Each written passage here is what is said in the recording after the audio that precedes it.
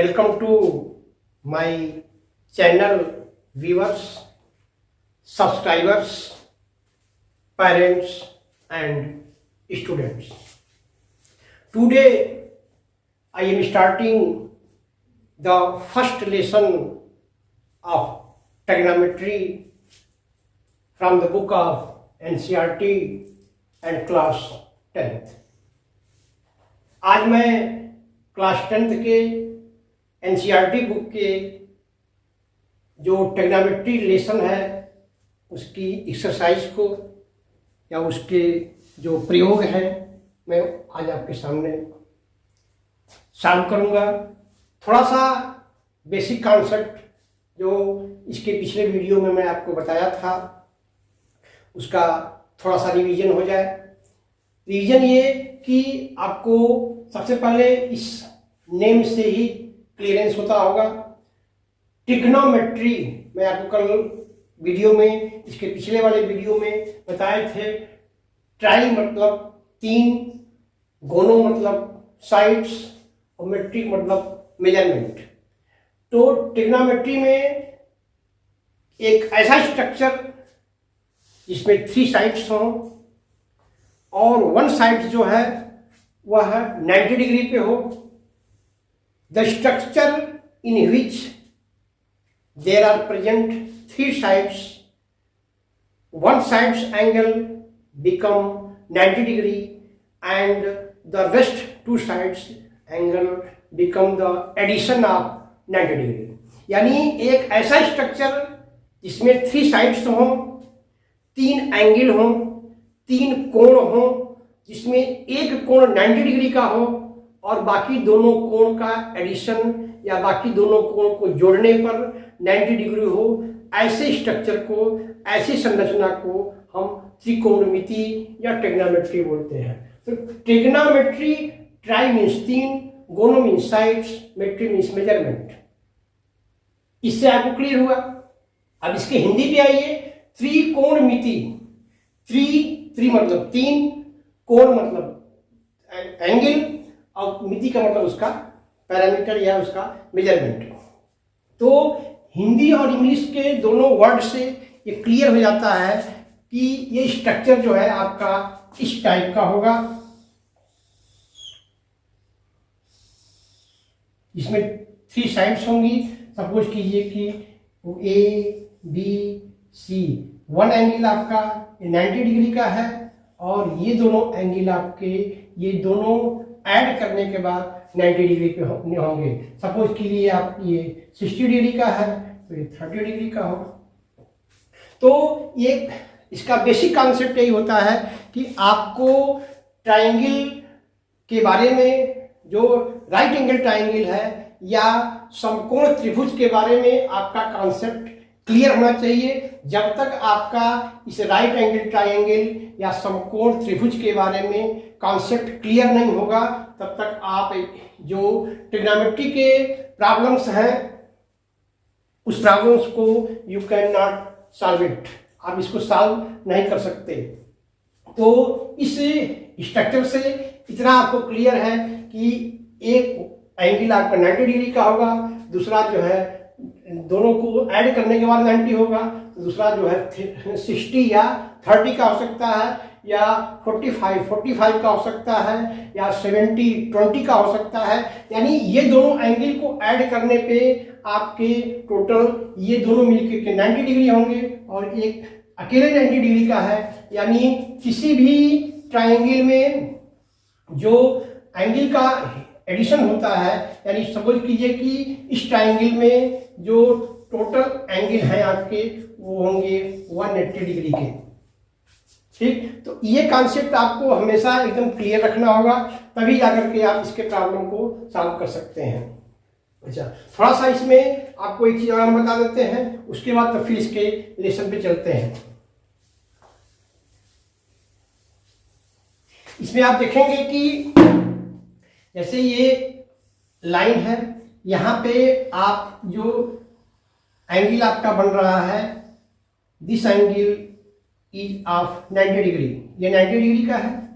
Suppose कीजिए कि इसके आप बैक में फिर जाते हैं, इधर बढ़ते हैं, इधर बढ़ते हैं तो ए भी एंगल क्या होगा आपका, ए भी 90 डिग्री का होगा। ठीक, ये भी एंगल 90 डिग्री, यह भी एंगल 90 डिग्री, यानी ये दोनों मिलकर कितने हो गए 180 डिग्री। यानी एक स्ट्रेट लाइन जो होती है, एक सीधी line, one straight line become 180 degree, यानी एक स्ट्रेट लाइन जो होती है वो 180 डिग्री की होती है। सपोज कीजिए कि I am standing on the earth, हम अर्थ पे खड़े हैं, अर्थ और मेरे बीच में जो एंगल बन रहा है वो आपका ये है। ये सपोज कीजिए कि मैं आपको के सामने टीचिंग कर रहा हूं और ये अर्थ है, इन दोनों के बीच में जो एंगल बन रहा है वो 90 डिग्री बन रहा है। जैसे कि आप जब भी अर्थ पे खड़े होते हो, आप जब भी जमीन पे खड़े होते हैं तो जमीन और आपके बीच में जो एंगल होता है वो 90 डिग्री होता है। ठीक, सपोज कीजिए कि आप जमीन पे लेट गए, जब जमीन पे लेट जाएंगे तो जमीन और आपके बीच में, सपोज कीजिए कि आप इस पोजीशन पे थे और इस पोजीशन पे हो गए, तो जमीन और आपके बीच जो है 180 डिग्री का एंगल बनेगा। और अगर फिर आप कोई और नीचे जाता है, सपोज कीजिए कि अंडर द ग्राउंड जाता है, जमीन नीचे जाता है, तो फिर आपका ये फिर 90 डिग्री का हो जाएगा, यानी 90 डिग्री 90 डिग्री और 90 डिग्री। फिर अगर और फिर आप इधर डाइवर्ट होते हैं तो फिर आपका ये 90 डिग्री, मतलब कि टोटल अगर आप किसी पोजीशन पे खड़े हैं और यू मूव या are you can say you rotate one times, आप अगर एक टाइम पूरा रोटेट कर जाते हैं, सपोज कीजिए मैं पूरा रोटेट कर गया ऐसे ऐसे ऐसे और ऐसे, तो हम पूरा जो है 90 डिग्री ये, 90 डिग्री ये, 90 डिग्री ये और 90 डिग्री ये, यानी 360 डिग्री जो है पूरा रोटेट कर गए। यानी कोई भी, जैसे सपोज कीजिए कि फैन जो होता है, वो फैन हमेशा जब भी चलता है तो वह 360 डिग्री जो है रोटेट करता है। यानी यू कैन से one circle make the 360 degree angle inside, मतलब किसी भी सर्किल के अंदर अगर आपसे पूछा जाए कि how many angles formed inside the circle, how many angle formed inside the circle, यानी एक सर्किल के अंदर कितने डिग्री का कोण बनता है, तो you can give the answer 360 degree angle are formed inside the circle. यानी एक सर्किल के अंदर 360 डिग्री का जो है एंगल बनता है। तो ये कॉन्सेप्ट जो आपके ट्रिग्नोमेट्री के कॉन्सेप्ट हैं, ये थोड़ा सा आपको क्लियर रखना होगा, तभी जाकर के आप जो है जो इसमें प्रॉब्लम है आगे उसको आप सॉल्व कर सकते हैं। तो अभी तक मान के चलिए कि हमने आपको जो भी पढ़ाया ट्रिग्नोमेट्री में या त्रिकोणमिति में, यह जो है एक तरह से इंट्रोडक्शन ऑफ ट्रिग्नोमेट्री था। और अब जो है मैं मेन टॉपिक्स पे आता हूँ और उसके क्वेश्चंस को सॉल्व करता हूँ। तो ट्रिग्नोमेट्री के जो फर्स्ट लेसन है वो आप अपनी बुक में देखेंगे, चाहे कोई भी स्टूडेंट, चाहे वो इंग्लिश मीडियम का हो या हिंदी मीडियम का हो, वह उनको बुक्स जो है वो एनसीईआरटी की ही पढ़नी होती है। तो मैं आपको एनसीईआरटी बुक के लेसन 8.1 के फर्स्ट क्वेश्चन को मैं आपको बोर्ड पे सॉल्व करता हूं और मेरी पूरी कोशिश होगी कि ये क्वेश्चन आपको जो है समझ में आ जाए और आप इसके बेस पर आगे के क्वेश्चन को स्वयं जो है सॉल्व कर सकें। तो फर्स्ट क्वेश्चन देखिए, जो एनसीईआरटी की हिंदी मीडियम की बुक है उसमें है त्रिभुज ABC में जिसका कोण B समकोण है। ठीक, आप एक राइट एंगल ट्रायंगल बनाएंगे, ये राइट एंगल ट्रायंगल हो गया, इसमें ABC करा कि त्रिभुज ABC में जिसका कोण B समकोण है, यानी B जो है आपका 90 डिग्री है, ये 90 डिग्री हो गया। और फिर कह रहा है AB = 24 सेंटीमीटर, A से B की जो ये डिस्टेंस है ये 24 सेंटीमीटर है। ठीक। फिर उसके बाद बी और सी जो डिस्टेंस है वो 7 सेंटीमीटर है।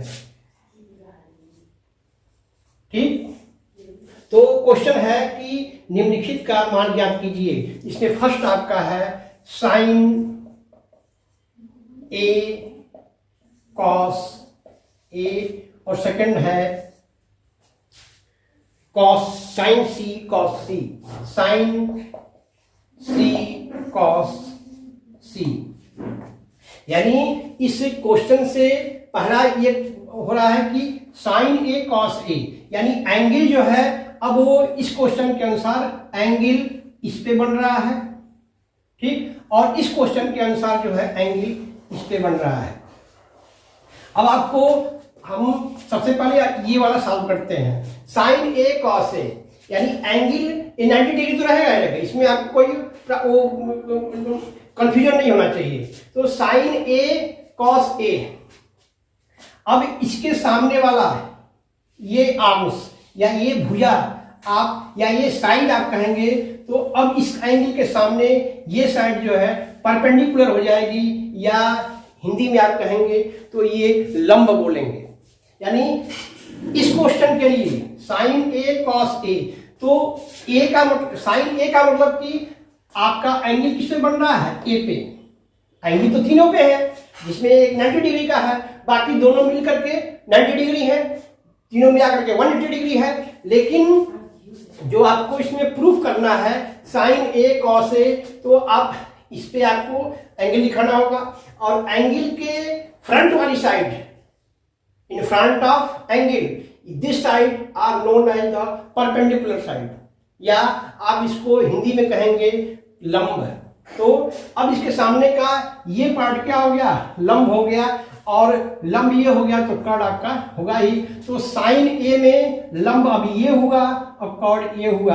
तो यानी आप कह सकते हैं कि इसके लिए sign A cos A, sign ए की जगह आप लिखेंगे लंब ये हुआ। देखने में तो आपको लग रहा है कि लंब ये है या परपेंडिकुलर ये है, लेकिन चूंकि जब क्वेश्चन में साइन ए लिखा हुआ है तो यानी कि अब एंगल जो है इस पे दिखाना पड़ेगा आपको।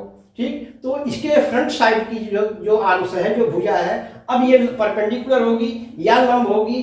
तो अब ये आपके लिए परपेंडिकुलर है या लंब है। तो साइन ए आपको बताया गया था कल, sine theta, cos theta, tan theta, cosec theta, sec theta और कॉट थीटा, उसका एक छोटा सा आपको लर्न करने के लिए बताया गया था। लॉ आ लॉ, ये आपको शायद लर्न होगा। लॉ आ लॉ को आ, ये साइन थीटा था, ये कॉस थीटा था और ये टैन थीटा था। तो साइन थीटा में लंब बटा कॉर्ड, तो यहां लंब आपका क्या है, ये है, ये आपका लंब है और ये कॉर्ड है, यानी BC divide by AC into, इस डॉट्स का मतलब इंटू कॉस ए यानी आधार बटा कॉर्ड। तो आपका इसके चूंकि एंगल इस पे है तो बेस आपका ये होगा। तो बेस और ये कॉर्ड यानी AB डिवाइड बाई AC, आधार बटा chord, AB divide by AC। अब आपका BC की जो वैल्यू है वो है 7 सेंटीमीटर और AC, अच्छा अब AC आपका पता नहीं है, अब AC को आपको कैलकुलेट करना होगा। तो कैलकुलेट करने के लिए फिर आपको बताया गया था कल पाइथागोरस थ्योरम के आधार पे you can calculate the parameters या वैल्यू ऑफ AC। अब कैसे करेंगे, अब इसको आप यहाँ से मैं आपको बताता हूँ कि कैसे AC की वैल्यू पहले कैलकुलेट कर लीजिए, तब जाकर के आप वहाँ पे लिखेंगे। तो AC square equal to AB square plus BC square, ये आपको कल बताया गया था। हिंदी में अगर कहेंगे तो पाइथागोरस थ्योरम, कर्ण पर बना वर्ग कर्ण पर बना वर्ग शेष दो भुजाओं पर बने वर्गों के योग के बराबर होता है।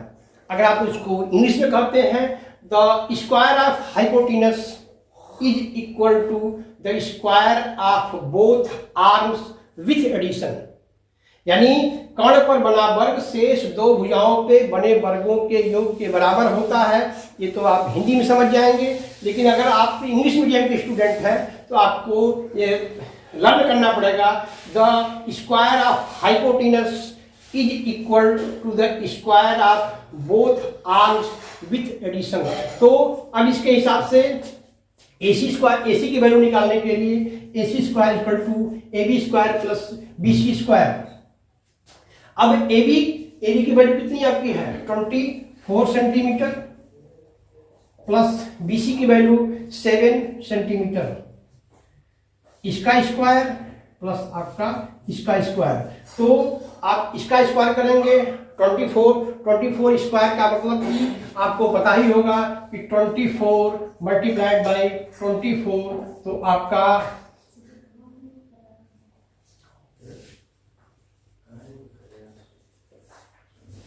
6 7 576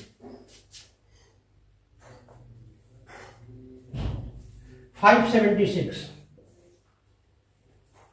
इसका स्क्वायर आपका हो गया 576, इसका स्क्वायर हो गया 49। जब आप ऐड करोगे तो 9 6 15 2 and 625। इसको वैल्यू आप निकालेंगे 625, यानी AC स्क्वायर इक्वल टू 625, तो AC equal to under root 625। आप इसका स्क्वायर रूट निकालेंगे तो आएगा 25, यानी इसकी वैल्यू कितनी हो गई 25। ठीक, तो साइन A BC की वैल्यू पहले से दी हुई थी, आपने AC की वैल्यू निकाली, ये 25 मल्टीप्लाई AB आपका है 24 डिवाइड बाई AC, ये हो गया आपका 25।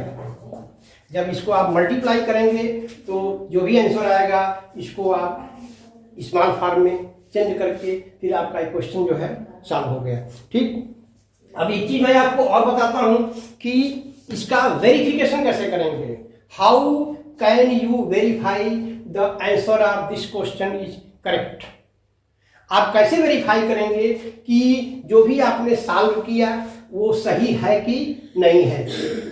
तो इसके लिए मैं आपको ये इरेज करता हूं अभी आपको। अच्छा, ये तो साइन A और कास A के लिए हो गया। अब आपको इसका देखना होगा साइन C और कास C, इसको भी मैं आपको यहाँ सॉल्व करता हूं। ये तो आपका फर्स्ट पोर्शन का हो गया, ये हो गया। आप आइए सेकंड पोर्शन पे, साइन C कॉस C, यानी अब आपका अब इस एंगल से चलना होगा।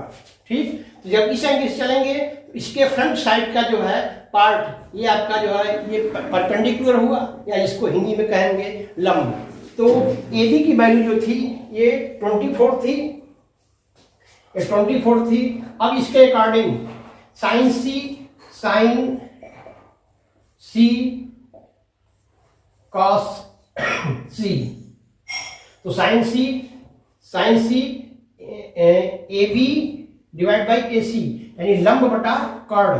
तो AB आपका लंब हो गया, तो AB divide by AC into cos C आधार बटा कर्ण, यानी BC डिवाइड बाई AC।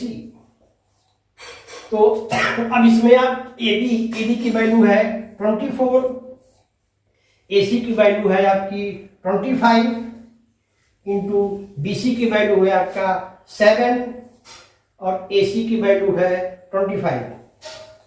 अब आप इसको मल्टीप्लाई करके फिर इसको स्मॉल फॉर्म में यू कैन चेंज इट, आप इसको चेंज कर सकते हैं।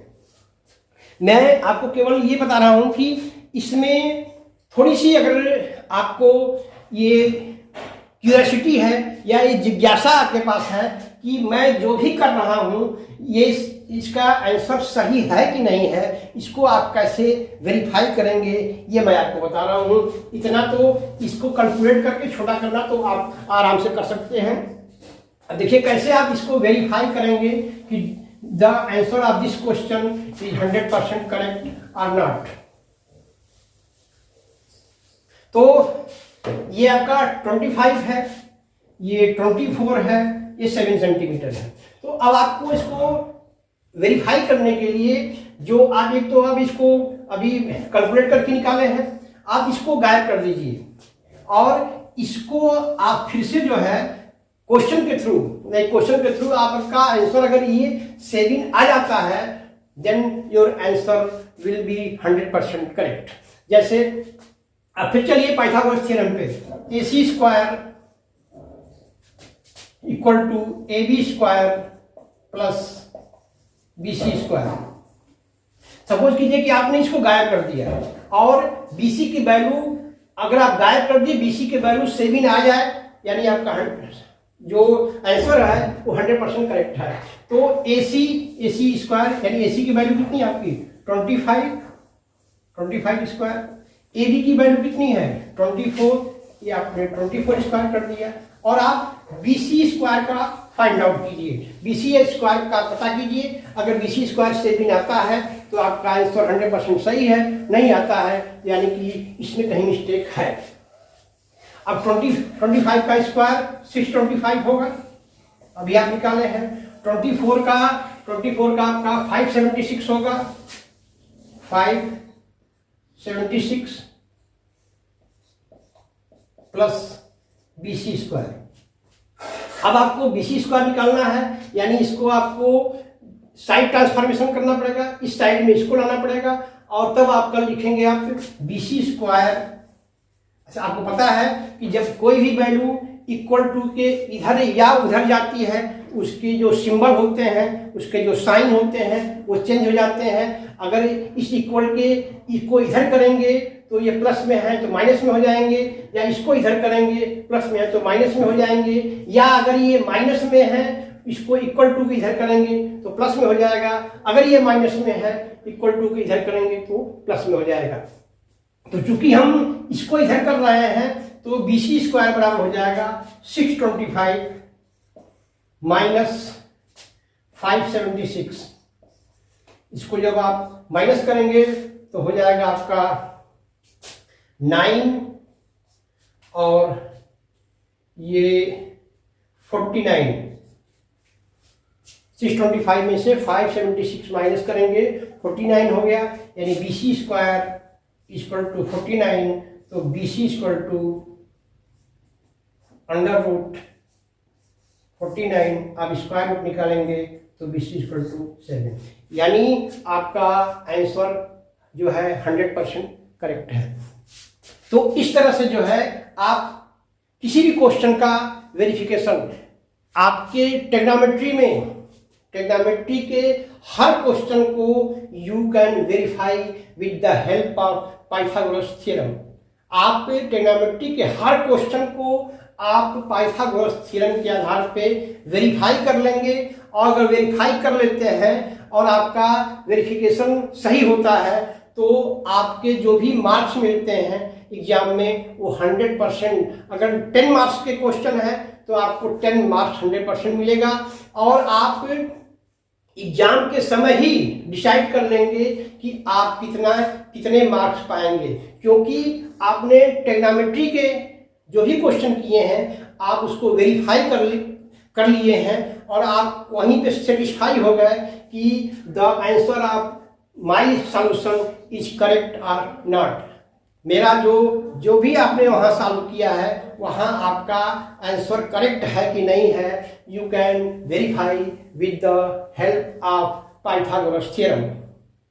अब चलते हैं नेक्स्ट क्वेश्चन पे। नेक्स्ट क्वेश्चन आपका है, इसमें सब क्वेश्चन सॉल्व करना तो बड़ा मुश्किल है, मैं कुछ जो मेन क्वेश्चन मुझे लगता है मैं उसको आपको सॉल्व करके आपके सामने जो है सॉल्व करता हूं। अब आते हैं क्वेश्चन नंबर 3 पे।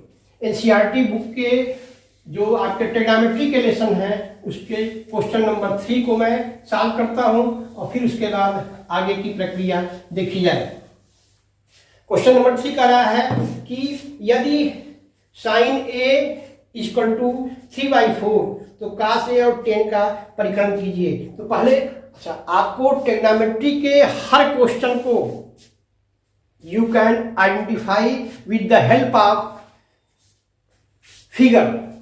आप फिगर के आधार पे ही जो है उसको आइडेंटिफाई कर पाएंगे, आप फिगर के आधार पे ही जो है आप उसको सॉल्व कर सकते हैं। तो साइन ए इक्वल टू 3/4 तो cos ए और tan ए का मान निकालना होगा। तो पहले आपको राइट एंगल ट्रायंगल बनाना पड़ेगा। बिना राइट ट्रायंगल के you can not solve the question of trigonometry. See ये आपके 90 डिग्री का होगा। अब क्वेश्चन कर रहा है कि साइन ए इक्वल टू 3/4 तो या तो आप इसको थोड़ा सा चेंज कर दीजिए, इसको इस तरह से यहां से शुरू करेंगे तो आपके थोड़ा सा इजी वे में हो जाएगा। ए बी सी करा कि साइन ए इक्वल टू 3/4 यानी साइन ए यानी आपको बताया गया था कि साइन थीटा इक्वल टू लंब बटा कॉर्ड। तो लंब आपका ये हो गया, कॉर्ड ये हो गया। साइन ए की वैल्यू दिया हुआ है 3/4। अब आपको निकालना है cos ए और tan ए, यानी आपको फाइंड आउट जो करना है cos A equal to what और tan A equal to what. तो सबसे पहले आपको इस साइड का वैल्यू निकालना होगा। उसके बाद जब इस साइड की वैल्यू निकल जाएगी तो you can find out the value of cos A and value of tan ए। तो सबसे पहले फिर आप उसी पे आएंगे पाइथागोरस थ्योरम पे कि C B square equal to C A square plus A B plus A B square. फिर वही थियरी कि कर्ण पर बना वर्ग शेष दो भुजाओं पर बने वर्गों के योग के बराबर होता है, या you can say the square of hypotenuse is equal to the square of both arms with addition. यानी कि कर्ण पर जो वर्ग बना है सीबी इसका स्क्वायर इसके स्क्वायर और इसके स्क्वायर के बराबर होगा। तो सीबी स्क्वायर बराबर सीबी की वैल्यू है 4 का स्क्वायर, फिर सीए स्क्वायर की वैल्यू है 3 का square plus A B square पता नहीं है ए बी स्क्वायर। फिर इसको साइड ट्रांसफॉर्मेशन करेंगे, इसको इधर करेंगे और ये अपनी वैल्यू ये अपनी साइड इधर आएगा और इस तरह से ये 4 का स्क्वायर आपका 16 हो गया, 3 का स्क्वायर आपका 9 हो गया plus A B square equal to ये इधर आएगा 16 minus 9 A B square equal to हो गया 5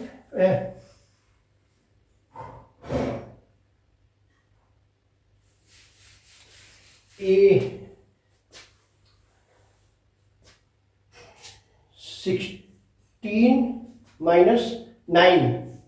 हाँ ठीक, तो इधर आया A B square equal to 16 minus 9। तो 16 में से 9 गया 9 7 16 यानी बचा आपका 7। तो A B square equal to हो गया आपका A B square equal to 7। तो ए बी इक्वल टू √7। ठीक, यानी इसकी वैल्यू आपकी आ गई √7। अब आप जो है you can write simply the value of cos A and tan ए। अब आप बड़े आराम से cos ए और tan ए का आप जो है वैल्यू लिख सकते हैं। cos ए मतलब कि आधार बटा कर्ण, cos ए इक्वल टू आधार बटा कर्ण यानी √7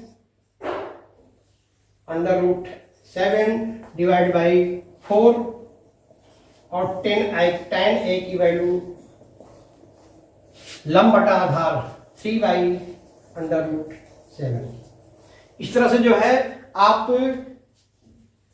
फिर मैं आपसे रिक्वेस्ट कर रहा हूं कि जब तक आपको पाइथागोरस थ्योरम पे कंट्रोल नहीं होगा, आप जब तक एकदम एक्सपर्ट नहीं होंगे पाइथागोरस थ्योरम में, तो अगर नहीं एक्सपर्ट होंगे तो you can not solve the question of trigonometry.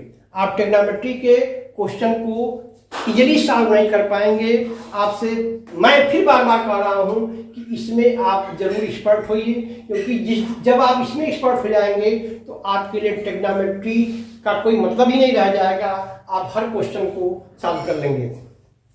इस वीडियो में मैं आपको एक समझिए कि इस लेसन के इंट्रोडक्शन को थोड़ा सा डीपली घुस करके मैं आपको बताया हूं, और मेरा मेन जो पर्पज है इस लेसन को शुरू करने का या ट्रिग्नोमेट्री को शुरू करने का, इसमें जो आपके लास्ट के चैप्टर है हाइट एंड डिस्टेंस, ऊंचाई और दूरी, उस लेसन पे आपको ओवर कंट्रोल करना होगा, क्योंकि आपके अब तक के एग्जाम में कभी ऐसा नहीं हुआ है कि हाइट एंड डिस्टेंस से क्वेश्चन न दिया गया हो।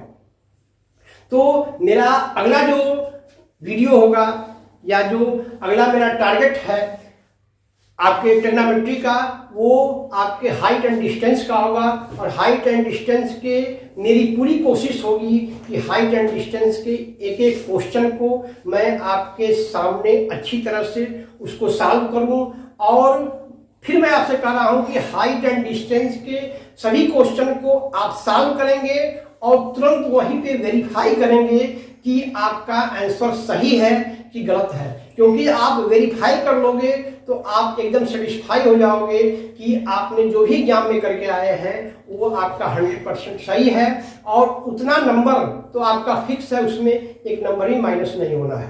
तो मेरा अगला जो वीडियो होगा वो ट्रिग्नोमेट्री के हाइट एंड डिस्टेंस लेसन के एक एक क्वेश्चन पे मेरा फोकस होगा, और कोशिश करेंगे कि आप भी उस पर कंसंट्रेट हों, और मैं आपकी पूरी हेल्प करने की कोशिश करता हूं, और आपसे केवल यही उम्मीद करता हूं कि आप भी थोड़ी सी मेरी हेल्प कीजिए, मेरे व्यूज को और मेरे सब्सक्राइबर को। You can exceed the number of subscribers and view. Thank you.